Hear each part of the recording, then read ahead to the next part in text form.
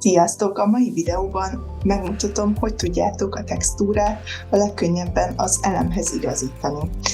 Van, hogy beállítjátok a legszebb textúrát, de valahogy az elemen mégse úgy áll, hogy szeretnétek. Ezt fogjuk ma felfedezni, hogy is kell a legegyszerűbben ezt elkészíteni. Beállítjátok a textúrát a falnak, vagy bármilyen elemnek.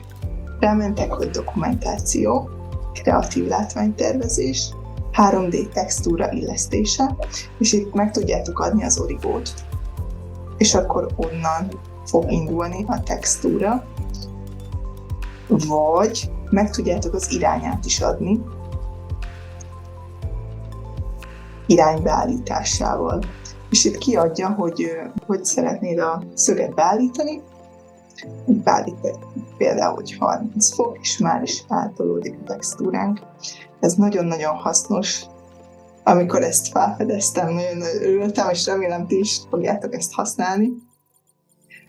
Hagyok a videó alatt egy tök jó oldalt, ahonnan én szeretem letölteni a textúrákat, nagyon szépek vannak, és szerkeszthetőek is általában. Csekkoljátok le! Találkozunk a következő videóban. Sziasztok!